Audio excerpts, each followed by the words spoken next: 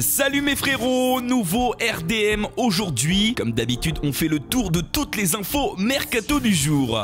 Et on commence cet épisode à Monaco, où les dirigeants doivent gérer plusieurs dossiers chauds en ce qui concerne les départs. Pour Mbappé et Fabinho, on le sait, l'ASM ne souhaiterait pas les voir partir du côté du PSG, à moins d'une offre importante. Pour le natif de Bondy, Monaco réclame pas moins de 180 millions d'euros, une somme qui commence à devenir ridicule. Pour le Brésilien, comme dit précédemment dans un ancien épisode, les Monégasques demandent 60 millions, mais ces montants ne seraient qu'un moyen pour le club de la Principauté de refroidir le PSG afin de voir partir leurs joueurs dans d'autres championnats ou de les garder. En tout cas, le dossier Mbappé commence à agacer le vestiaire de Monaco, qui ne comprend pas totalement les décisions prises par la direction, comme construire l'équipe autour de lui et surtout lui donner le plus gros salaire du club. Le dernier dossier chaud est toujours pour Lemar, pour qui Arsenal est revenu à l'attaque. Après leur première offre de 40 millions, les Gunners reviennent désormais avec 5 millions de plus. Pas de quoi convaincre Monaco qui demande toujours 90 millions pour l'ancien Canet. En parlant du PSG, les Parisiens eux aussi doivent gérer les joueurs ayant envie de voir ailleurs. Matuidi et Aurier par exemple, qui auraient trouvé un accord tous deux avec la Juve, pourraient quitter la Ligue 1 cet été. La direction ne serait pas contre leur départ, mais aurait tout de même des conditions, comme une somme équivalente à leur valeur sur le marché, mais aussi de trouver avant leur départ leur remplaçant. En ce qui concerne Verratti, par contre, les Parisiens restent toujours intransigeants. Ils ne veulent pas voir l'Italien quitter la capitale. L'agent de Verratti a d'ailleurs confié au Corriere dello Sport que le fait de garder le milieu de terrain de 24 ans était une question de fierté maintenant pour le PSG. Lui qui souhaitait un temps rejoindre le Barça, Donato Di Compli a même avoué que El Khelaifi mettrait sa place en jeu vis-à-vis de Doha s'il vendait le petit hibou. Côté arrivée, les Parisiens, malgré l'arrivée imminente de Berchiche, ont transmis une offre pour Alexandro à la Juve. L'ancien joueur de Porto qui favorise un départ pour Chelsea pourrait voir sa direction accepter l'offre parisienne,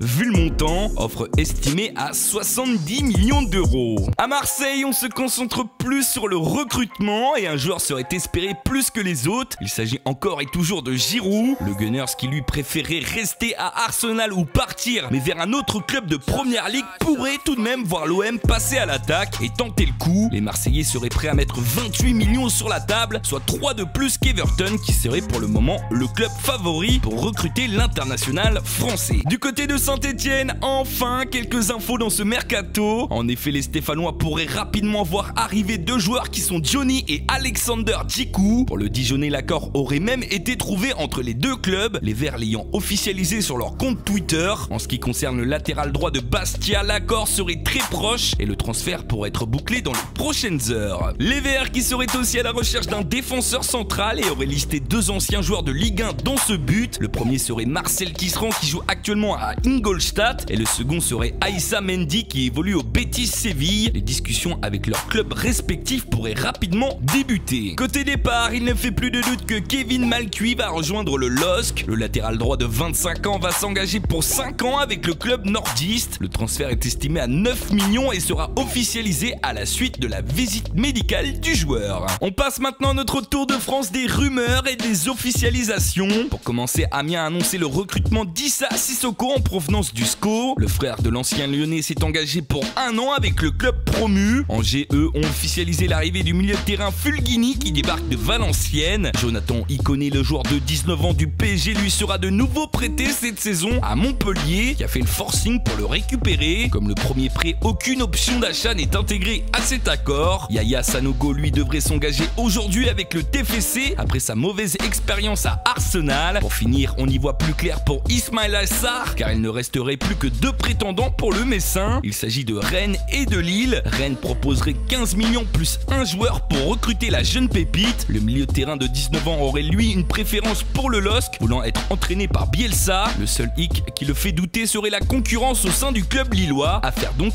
à suivre. On est à la moitié de la vidéo. Si vous aimez la série Rumeurs du Mercato, n'hésitez pas à vous abonner et à activer la petite cloche pour recevoir une notification lors de la sortie des prochains épisodes. On part maintenant à l'étranger ou en Angleterre après l'échec dans le dossier Lukaku qui va rejoindre Man United. Chelsea se remet à la chasse au buteur. 2 joueurs seraient pistés pour atteindre ce but, Alvaro Morata et Andrea Bellotti. Alors que l'Espagnol a longtemps été pressenti chez les Red Devils, le transfert de Lukaku va lui barrer la route. Il pourrait donc atterrir chez les Blues. L'Italien du Torino, lui, pourrait faire l'objet très rapidement d'une offre Or, son club fixe toujours son prix à 100 millions d'euros. Les Blues qui pourraient aussi passer à l'attaque pour James Rodriguez. Envoyé dans de nombreux clubs comme le PSG, le Colombien n'a pour le moment pas encore quitté le Real Madrid et attend que son club reçoive une offre digne de leur espérance. Chelsea pourrait les contenter car il serait prêt à mettre 70 millions d'euros. À Arsenal, après avoir recruté Alexandre Lacazette, les Gunners souhaiteraient poursuivre en recrutant Cuadrado, le joueur de la Juve. Wenger aurait donné son feu vert aux dirigeants pour qu'ils transmettent une première offre. Le club de Londres va proposer 25 millions d'euros au club de la vieille dame pour s'attacher les services du Colombien. La Juve devrait refuser celle-ci, elle qui demande 30 millions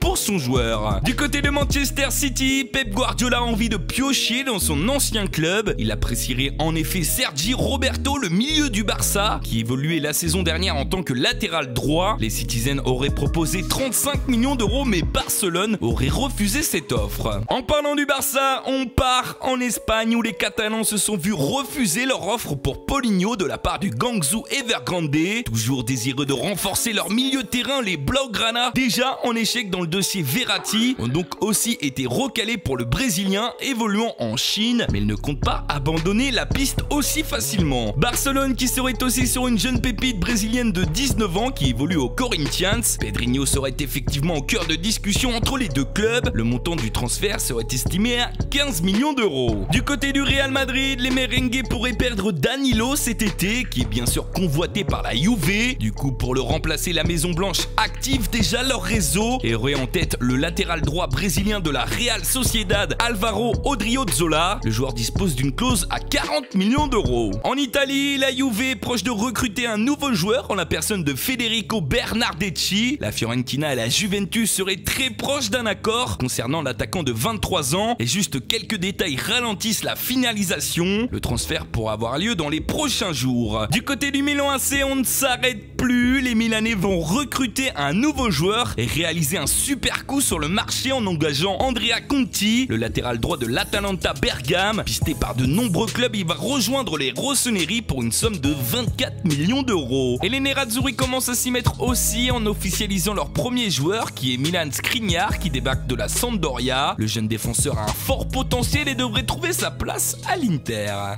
Voilà les frérots, cet épisode est terminé. Comme d'habitude, j'espère qu'il vous a plu. S'il y a des manques, n'hésitez pas, je compte sur vous pour les signaler. Belle soirée à vous. Tchuss.